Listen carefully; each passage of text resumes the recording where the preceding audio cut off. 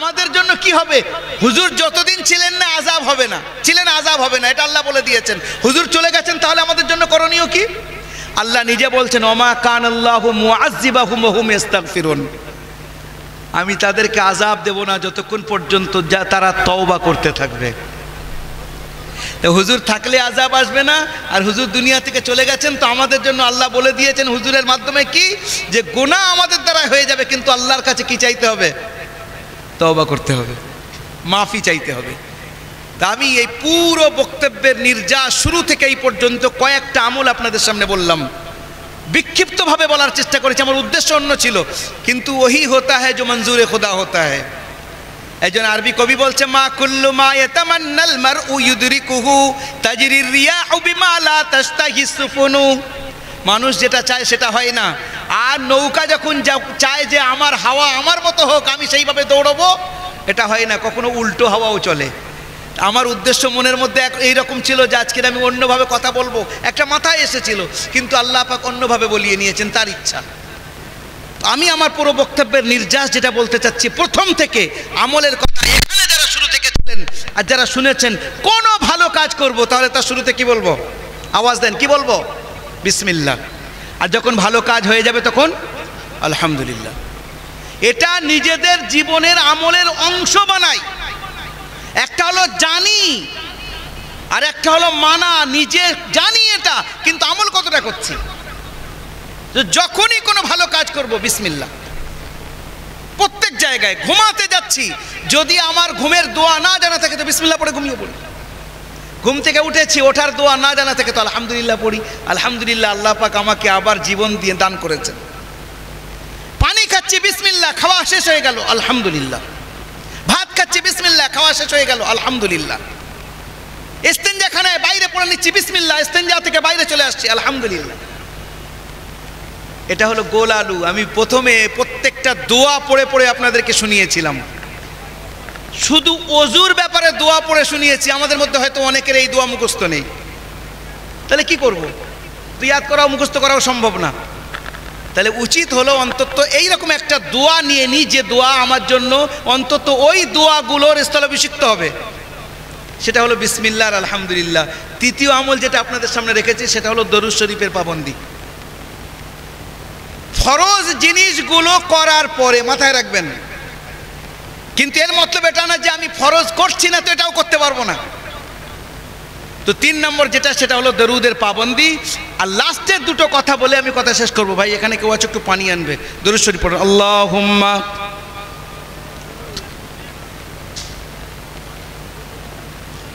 ওয়া আলা আলিক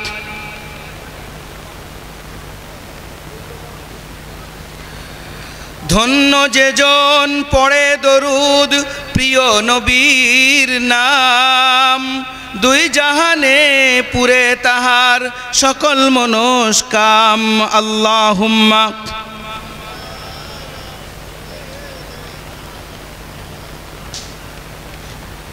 ওয়া আলা আলিক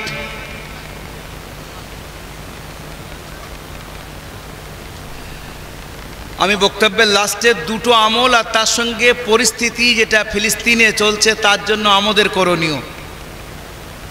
হুজুর বলেছেন, আল মুসলিমু কাজাসাদিন ওয়াহিদিন ইজাস্তাকা বাযুহু ইস্তাকা কুল্লু ওয়া ইজাস্তাকা রাসুহু ইস্তাকা কুল্লু। একটা মুসলমান অন্য মুসলমানের জন্য একই শরীরের ন্যায়। যদি আপনার চোখে ব্যথা হয়, কানে যন্ত্রণা করে, তো পুরো শরীরে সেটাকে অনুভব করি। পায়ে যদি কষ্ট হয় তো পুরো শরীর অনুভব করি, ঘুম আসে না। মাথা যন্ত্রণা তো পুরো শরীর কষ্ট পায়। পৃথিবীর মধ্যে যেখানে কোনো ঈমানওয়ালার কষ্ট হচ্ছে তার কষ্টটা অনুভব আমার হওয়া উচিত। যদি না হয় তাহলে আমার মধ্যে কমজোরি রয়েছে ঈমানি। সেই জন্য তারা আমাদের থেকে কয়েক হাজার কিলোমিটার দূরে, তাদের খাদ্য বন্ধ, পানি বন্ধ, তাদের ইলেকট্রিসিটি বন্ধ, আর তাদের মেডিসিন বন্ধ, তাদের সব কিছু বন্ধ করে অনবরত তাদের উপরে বোমাবর্ষণ হচ্ছে। এই পরিস্থিতিতে আমাদের করণীয় কি? আল্লাহর হস্তে 2 রাকাত করে নামাজ সালাতুল হাজাত পড়ে আল্লাহর কাছে দোয়া করি। 2 রাকাত নামাজ, যারা নামাজ পড়ি 2 রাকাত, ফিলিস্তিনি মুসলমানদের জন্য 2 রাকাত নামাজ পড়ি আলাদা করে সালাতুল হাজাতের নামে, আর আল্লাহর কাছে বলি মালিক আমি তো সেখানে যেতে পারিনি, আমি তাদেরকে কোনো সাহায্য করতে পারছি না, আল্লাহ আমার গুনার কারণে তাদেরকে শাস্তি দিও না, আমি তোমার কাছে ক্ষমা চাচ্ছি আর তাদেরকে তুমি সাহায্য করো। অন্তত এতটুকু করতে পারবো। বরং এখন আমাদের বুজুর্গানে দিন কাবিরিনরা বলছেন ফজরের নামাজের 2য় রাকাতে রুকু থেকে দাঁড়ানোর পরে কুনুতে নাজেলা পড়া উচিত। কুনুতে নাজেলা ইমাম সাহেবদের মুখস্থ থাকলে পড়া উচিত, জনগণকে বুঝিয়ে দিলে তারা জানবে যে কুনুতে নাজেলা কি। আল্লাহ রসুলের যুগে হুজুর একবার 40 দিন কুনুতে নাজেলা পড়েছিলেন। ফজরের ফরজ নামাজের 2য় রাকাতে রুকুতে দাঁড়ানোর পরে ওই দোয়াটা হুজুর জোরে জোরে পড়তেন, আর পিছনের মুক্তাদিরা আস্তে আস্তে আমিন আমিন বলবে। কিন্তু সেটা যদি কমপক্ষে না হয় তো 2 রাকাত করে সালাতুল হাজাত পড়ে আল্লাহর কাছে দোয়া চাওয়া 1 নম্বর। 2 নম্বর কাজ হলো প্রত্যেক দিন আমার ওই ফিলিস্তিনি ভাইদের জন্য আপনার যেমন আওকাত আছে সেই হিসেবে 1 টাকা হোক, 2 টাকা হোক, 5 টাকা হোক, প্রত্যেক দিন কোনো গরিব ফকির মিসকিন এতিমের হাতে ফিলিস্তিনিদের উদ্দেশ্যে সাদকা করা, যে আল্লাহ আমি আমার ভাইদের জন্য এই সাদকাটা করছি, তাদের উপর থেকে তুমি যে বিপদ এসেছে সেটাকে দূর করে দাও। এই নিয়ত নিয়ে তাদের জন্য সাদকা করা, এটা আমার আপনার কর্তব্য। যদি করি ইনশাআল্লাহ এর তাদের সুফল যেটা আমি পাবো, আর আল্লাহ যদি রহম করেন এর দ্বারা তাদের উপকার হবে। আর 3য় কাজ যেটা আমি আগে বলেছি সেটা হলো তওবা ইস্তেগফার পাবন্দি করা, আল্লাহর কাছে মাফি চাওয়া। গুনাহগার আমরা সবাই, সারা দিন গুনার মধ্যে লিপ্ত, কিন্তু বলেন আমার আপনার জামা যখন ময়লা হয়, ময়লা হতে থাকে তো ময়লা হতেই দিই, নাকি সপ্তাহে কমপক্ষে একবার সেটাকে সার্ফ দিয়ে সাবান দিয়ে ভালো করে ধুই? জাযাকাল্লাহ।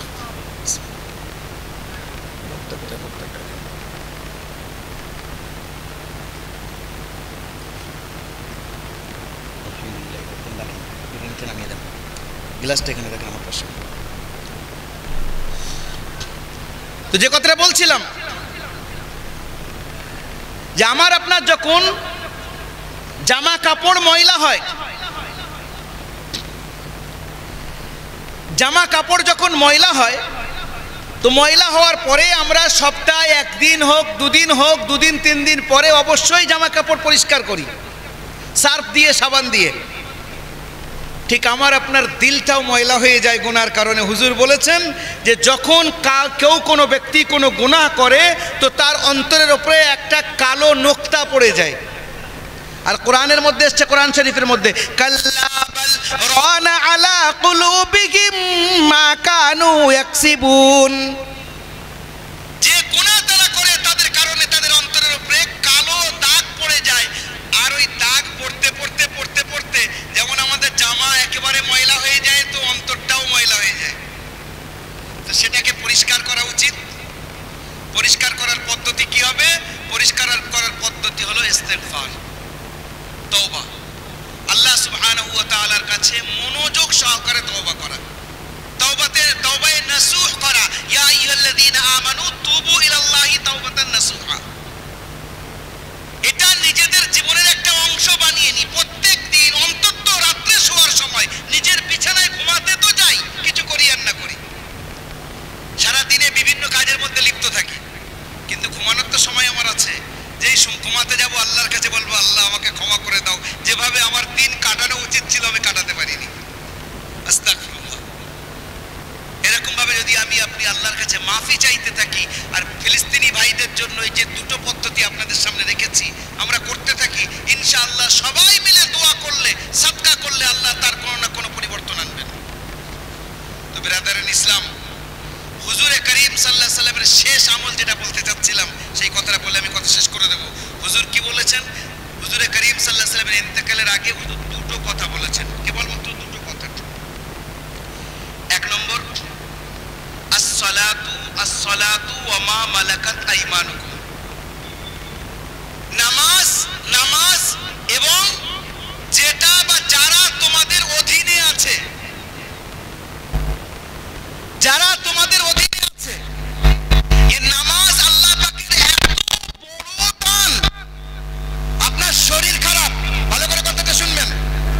আপনার শরীর খারাপ, ডক্টর বাবু বলেছে যে আপনার সুগার খুব হাই, আপনি ফাস্টিং করতে পারবেন না, আপনি রোজা রাখতে পারবেন না, তো আপনার জন্য রোজা রাখার প্রয়োজন নেই। রোজা তো ফরজ, বছরে 1 মাস আসছে, কিন্তু আপনার শরীর খুব খারাপ, বয়স হয়ে গেছে, প্রচন্ড বয়স হয়েছে, তার উপরে খুব শরীর খারাপ, অথবা বয়স হয়নি কিন্তু শরীর খারাপ, ডাক্তার বলছে আপনার জন্য রোজা চলবে না, রোজা রাখার দরকার নেই। কি করবেন? ফিদিয়া দেন, ফিদিয়া। জি, ফিদিয়া দিতে হবে। রোজা যদি আপনি না রাখতে পারেন, সেটা আলেমদের কাছে জেনে নেবেন একটা ফিদিয়া কি। আচ্ছা, আপনি গরিব মানুষ, তো হজ করতে পারবেন না, হজের কোনো দরকার নেই। যাকাত দিতে পারবেন না, যাকাতের কোনো প্রয়োজন নেই। একটাই জিনিস আছে যেটা সর্ব অবস্থায় আপনাকে করতে হবে, যতক্ষণ পর্যন্ত আপনার সেন্স ঠিক আছে, আপনি বেহুশ হয়ে যাচ্ছেন না, ততক্ষণ পর্যন্ত ওটা আপনার জন্য জরুরি। আমরা বাবরি মসজিদ, বাবরি মসজিদ, বাবরি মসজিদ বলি, কত মসজিদ যেইভাবে চলে গেছে তার কোনো ইয়ত্তা নেই। একটা জিনিস তো আমাদের সামনে এসছে, স্ট্রাকচার একটা হয়, স্ট্রাকচার একটা হলো তার আত্মা। মসজিদ শুধু বানিয়ে দিলে হয় না, তার আত্মা চাই।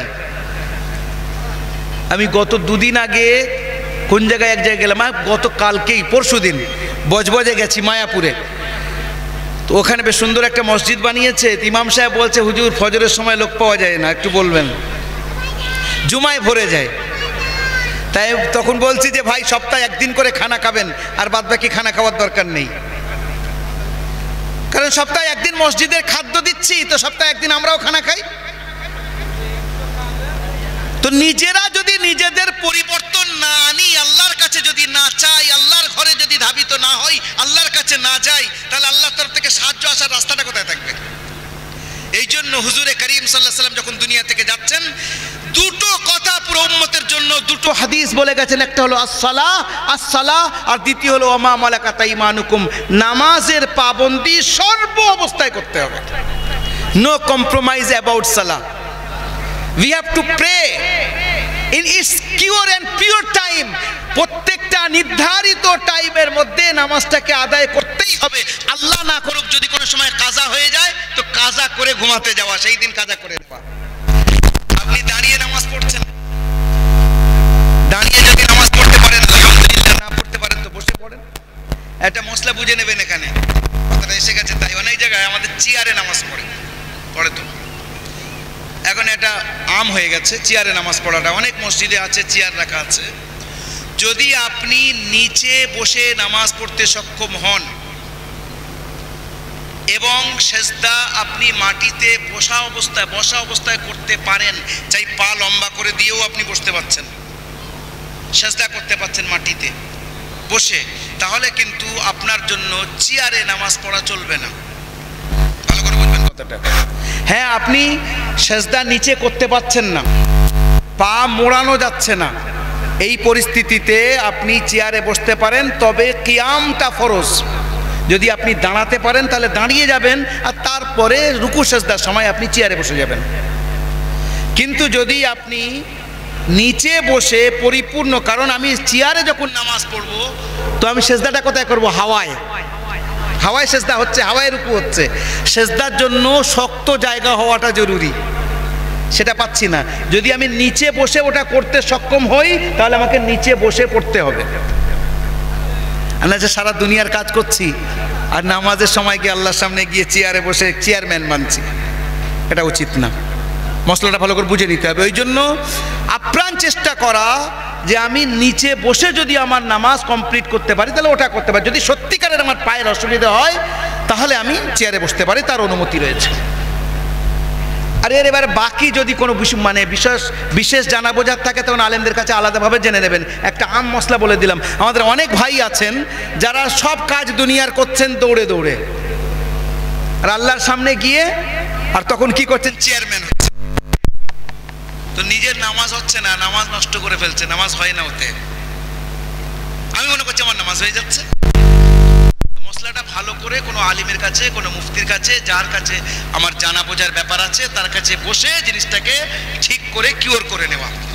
নচেত ওযুও করলাম, নামাজও পড়তে গেলাম, নামাজ হলো না, বেকার হয়ে গেল। আগেও তো এই পরিস্থিতি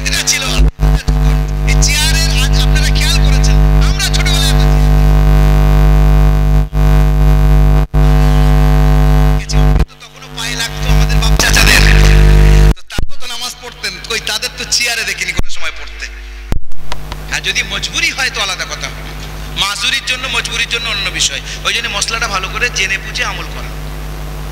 তো বলছিলাম কি, আপনি যদি দাঁড়িয়ে পড়তে পারেন তাহলে ভালো, যদি না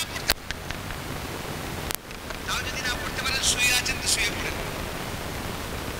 শুয়ে আপনি হিলতে পারছেন না তো ইশারায় পড়েন, নামাজ মাপ নেই। আপনি ওযু করে নামাজ পড়ছেন, বলে ওযু মানা হুজুর আমার জন্য তো একদম পানি মানা, ছোঁয়া যাবে না।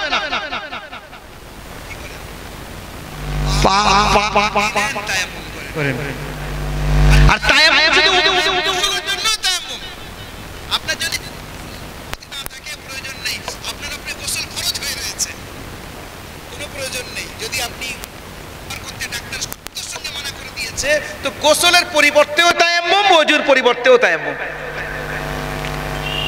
যারা মশলা জানি না জানি আলাদা কথা। আমি এখানে মশলা বলতে চাচ্ছি না, এটা তো বক্তব্যের জায়গা, জলসার জায়গা।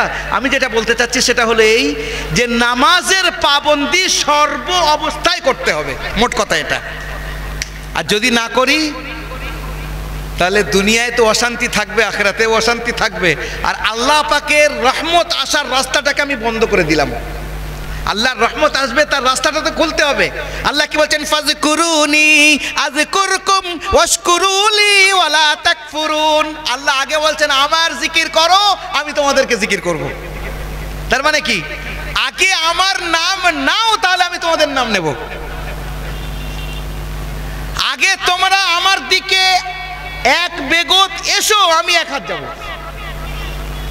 আগে তোমরা আমার দিকে এক হাত এসো, আমি 10 হাত যাব। আগে তোমরা আমার দিকে হেঁটে হেঁটে এসো, আমি দৌড়াবো। তার মানে কি, হাদিসটা আমরা শুনেছি তো, আমাদের কানে পড়েছে কিনা এটা? কোরআনে কারিমে যে আয়াতটা বললাম, ফাযকুরুনি, আমার জিকির করো তো আমি জিকির করব, তার মানে কাজটা আমাদের দিক থেকে শুরু করতে হবে। আর এটা 100% আমাদের কাজ তো কোনোটাই ঠিক হবে না, গড়বড় হবে। আল্লাহর শায়ানে শান, আল্লাহ সুবহানাহু ওয়া তাআলা যেমন ইবাদত চান সেরকম ইবাদত সম্ভবই না, আমরা করতেই পারবো না। কেবলমাত্র চেষ্টা করা। আমরা কচি বাচ্চা সবে দাঁড়াতে শিখেছে, তারা বলি, তাকে বলি কি, মনি, খোকা বা ময়না, দাঁড়াও দাঁড়াও দাঁড়াও, সে দাঁড়াতে পারে না। আর আমরা একটু দূরে দাঁড়িয়ে বাপ আব্বাজি তাকে কি বলে, দাঁড়াও দাঁড়াও, আর সে একটু ওঠার চেষ্টা করে। আব্বাজি খুব ভালো করে জানে যে উঠতে গিয়ে পড়ে যাবে। যেই ওঠার চেষ্টা করে পড়তে যায় তো পড়ার আগে আব্বাজির কোলের মধ্যে চলে আসে। কেন? আব্বাজি দৌড়ে গিয়ে কোলে তুলে নেয়। ঠিক আমাদের ইবাদতের পরিস্থিতিটা এমন যে আমাদের ইবাদত আল্লাহর কাছে পেশ করার মতো না, তবুও একটু নকশা করতে হয়, চেষ্টা করতে হয়, বাচ্চার মতো দাঁড়ানোর চেষ্টা করতে হয়। একটু চেষ্টা করলে আল্লাহ পাক নিজের কোলের মধ্যে টেনে নেবেন। জোরে বলেন সুবহানাল্লাহ।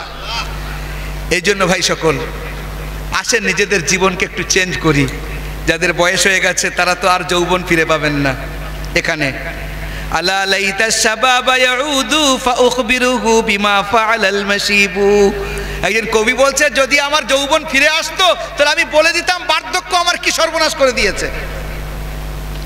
আর যারা জওয়ান আছে তারা মনে করছে এখন তো বুড়ো হই নাই, বুড়ো হওয়ার পরে আমল করব। তো যদি আগে থেকে লিখিত আকারে থাকে যে তুমি 80 বছর জীবন পাবে তাহলে মজা করো, কিন্তু এইরকম লেখা তো কিছু নেই। দাদাজি আছে, আব্বাজি চলে গেছেন, আব্বাজি আছে, ছেলে চলে যাচ্ছে। বুড়ো বাপ নিজের ছেলের, জওয়ান ছেলের, আজকে একজন বুজুর্গের ছেলের ইন্তেকাল হয়েছে, হযরত মাওলানা তারিক জামিল সাহেব দামাত বারাকাতুহুমের জওয়ান ছেলে অ্যাক্সিডেন্টে মারা গেছে। তার নাম আসিম জামিল, এই গতকাল। এইরকম ভাবে আপনি আছেন, আপনার আল্লাহ না করুক আপনার ছেলে চলে যাচ্ছে। তো আসে তো দুনিয়াতে একটা তরতিবে, আগে দাদা আসছে, তারপরে আব্বা আসছে, তারপরে ছেলে নাতি আসছে, কিন্তু যাওয়ার দিক থেকে কে কখন যাবে কোনো ঠিক ঠিকানা নেই। এই জন্য যেদিন তুমি এসেছিলে ভবে, কেঁদেছিলে তুমি, হেসেছিলে তো সবে, এমন জীবন করিও গঠন, হাসিবে তুমি কাঁদিবে ভুবন। বাচ্চা যখন দুনিয়াতে আসে তো সবাই মিষ্টি খাওয়ায়, দাদা দাদি, নানা নানি, আব্বা আম্মা সবাই মিষ্টি খাওয়ায়, যে ময়না হয়েছে, খোকা হয়েছে, মনি হয়েছে, মজা, কি খুশি। আর আমি আপনি তখন কাঁদতে থাকি। বাচ্চা তখন কাঁদে, কেন কাঁদে? আসলে প্রত্যেকের নিজের দুনিয়া খুব ভালো লাগে, নিজের ঘর ছাড়তে চায় না। এর কয়েকটা কারণ আছে। একটা কারণ হলো বাচ্চা যে ঘরের মধ্যে ছিল, মায়ের পেটের ঘর, ও চাচ্ছে না আমার ঘর থেকে কেন আমাকে আলাদা করা হচ্ছে, ও আসতে যাচ্ছে না। যেমন দুনিয়া থেকে মানুষ যেতে চায় না, কারণ এটা এর ঘর, এখান থেকে যেতে চায় না, এর সঙ্গে মায়া মহব্বতে জড়িয়ে গেছে। ঠিক মায়ের পেটের মধ্যে সে মায়া মহব্বতে ছিল, সেই জায়গা থেকে আসতে চায় না, সে তখন কাঁদে। আরো একটা হাদিসের মধ্যে এসছে, যখন বাচ্চা জন্ম নেয় তো শয়তান এসে তার উপরে আক্রমণ করে, নখ দিয়ে এইরকম আক্রমণ করে। হাদিস শরীফের মধ্যে এসছে শয়তান সবচেয়ে বেশি ভয় পায় যেটা, সেটা হলো আজানকে আর তাকবীরকে। ওই জন্য বাচ্চা জন্ম নিলে ডান কানে আজান দাও আর বাম কানে তাকবীর দাও, তাহলে সবচেয়ে প্রথম আওয়াজ যেটা তার অন্তরে যাবে সেটা হলো আল্লাহর নাম। এই জন্য দুনিয়া থেকে যখন বাচ্চা আসবে, দুনিয়াতে আসতে চায় না, ওই জন্য কাঁদে। আর ঠিক এখান থেকে যখন আমরা যাব, জীবন যদি এত সুন্দর করে গড়ে যেতে পারি, তো আমি হাসতে হাসতে চলে যাব, আর পৃথিবীর মানুষ আমার জন্য কাঁদবে। এটাই কবি বলতে চেয়েছে। এটা সম্ভব কিভাবে হবে? একটাই পদ্ধতি, সেটা হলো মুহাম্মদুর রাসূলুল্লাহ সাল্লাল্লাহু আলাইহি সাল্লামের অনুকরণ করা। যারা যতটা কোনো ব্যক্তি আল্লাহর ওলি, তার প্রমাণ কি? আমাদের কাছে বলি ও কেরামতি দেখিয়েছে। ভাই কেরামতি অনেক বুজুর্গদের দ্বারা হয়, অনেকের দ্বারা হয় না। অনেক বুজুর্গের কেরামতি আছে, অনেকের নেই। কেরামতিটা ওলি হওয়ার দলিল না, ভালো করে মনে রাখবেন। অনেক আল্লাহর ওলি আছেন যাদের কোনো কেরামতি নেই। হযরতে খাজা বাকিবিল্লাহ রহমাতুল্লাহ আলাইহি, আপনারা জানেন, অনেকে জানেন না, মুজাদ্দিদে আল ফিসানি রহমাতুল্লাহ আলাইহির পীর। মুজাদ্দিদ আল ফিসানি কে? যারা তরিকাতের লাইনে চলাচলি করেন তারা জানেন যে কত বড় ব্যক্তিত্ব মুজাদ্দিদ আল ফিসানি। তার পীর খাজা বাকিবিল্লাহ। ওনার কাছে একজন ব্যক্তি 16 বছর ওনার কাছে থেকেছে, 16 বছর খিদমত করেছে। 16 বছর পরে বলছে হুজুর আমি চলে যাচ্ছি। বলে কেন বাবা? বলে এতদিন থাকলাম আপনার কাছে, না কোনো কেরামতি দেখলাম না কিছু দেখলাম, খিদমতই করলাম। বলছে বাবা একটা কথা বলো, এই 16 বছর তুমি আমার কাছে আছো, কোন কাজ, একটা কাজ বলো যে কাজটা সুন্নতের খেলাফ আমি করেছি, একটা কাজ দেখাও। বলছে হুজুর তা তো দেখিনি, আপনার প্রত্যেকটা কাজ সুন্নত অনুযায়ী হয়েছে। বলে এর থেকে আর বেশি কি চাও বাবা? এর থেকে আর বেশি কি চাও? তো আপনি কোনো বুজুর্গকে দেখতে চান, আল্লাহর ওলিকে জানতে চান, বুঝতে চান, ওলিরা নিজেদের বিলায়াতকে লুকায়, এটা হলো লুকানো ফরজ। নবীদের নিজেদের নবুয়ত প্রকাশ করা ফরজ, আর ওলিদের বিলায়াত লুকানো ফরজ। তার মানে ওলিরা বলে বলে বেড়াবেন না যে আমি ওলি, আমার কাছে এসো। আর নবীরা বলবেন যে আমি নবী, আমার কাছে এসো, কারণ ওনাদের এটা হুকুম দেওয়া হয়েছে। আল্লাহ পাকের ওলিরা তারা, তাদেরকে চেনার পদ্ধতি এটাই যে আমি হুজুরের সুন্নতকে দেখবো এনার জীবনের মধ্যে কতটা আছে। যদি হুজুরের কদমে কদমে ওই ব্যক্তি হুজুরকে অনুকরণ করেন, তাহলে তার থেকে কোনো কেরামতি প্রকাশ পাক না পাক, আপনি চোখ বন্ধ করে বলেন উনি আল্লাহর ওলি, একদম এক নিঃশ্বাসে বলে দেন। আর হাজারো কেরামতি প্রকাশ পাচ্ছে, বেটা জামাতের সঙ্গে নামাজ পড়ে না, ও বেটার নামাজের ঠিক নেই, ও কোথায় কি করছে কোনো ঠিক ঠিকানা নেই। তাহলে ও যত বড় বলুক গে, ও আমি মানতে পারবো না, কোরআন হাদিস এটা শিক্ষা দেয়নি। এটা ভালো করে বুঝি আমরা। ওই জন্য আসল জিনিস, যারা আল্লাহ রসুলের যত বেশি খাঁটি প্রেমিক হবে তারা তত বড় ওলি হবে। তো যে কথাটা বলছিলাম, আসেন নিজেদের জীবনের পরিবর্তন করার চেষ্টা করি। পরিবর্তনের পদ্ধতি একটাই পদ্ধতি, সেটা হলো মুহাম্মদ রাসূলুল্লাহ যেভাবে আমাদেরকে শিখিয়ে গেছেন সেইভাবে নিজেদের জীবনকে চালানো। প্রত্যেক বছরে আপনাদের প্রোগ্রাম হয় এখানে, প্রোগ্রামের পরে গত বছরে আমি এসেছিলাম, খুব সম্ভব কয়েক বছর আসছি আলহামদুলিল্লাহ, গত বছরে এসেছিলাম। এবারে যারা এখানে গত বছরে উপস্থিত ছিলাম আর এবছরে উপস্থিত আছি, নিজেরা একটু ভেবে বলি যে গত বছরের আমলের আর এই বছরের আমলের মধ্যে গত বছরের থেকে এবছরে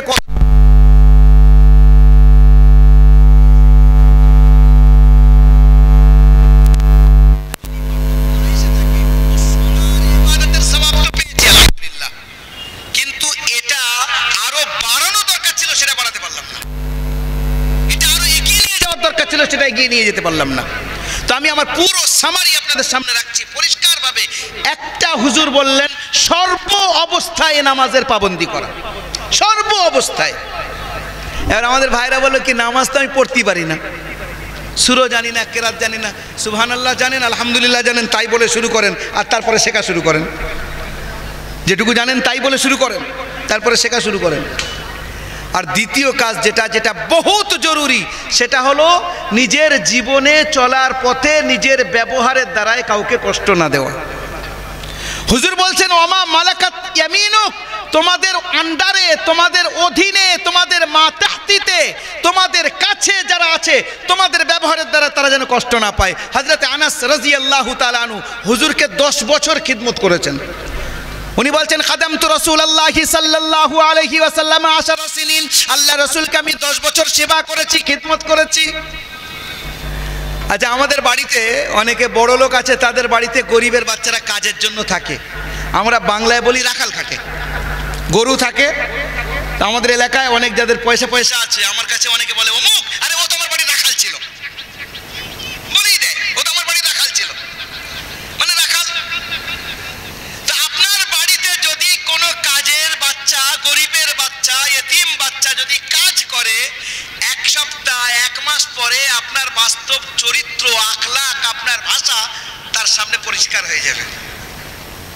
সে যখন বাড়িতে যাবে তো তার মা জিজ্ঞাসা করবে, মনি তুই যার কাছে থাকিস উনি কেমন, তোর সঙ্গে কেমন ব্যবহার করে? তো চোখ থেকে পানি আসবে, কচি বাচ্চার বলবে আম্মু আমাকে তো গালি দেয়, আমাকে বড় বড় কথা বলে, আমাকে মারে।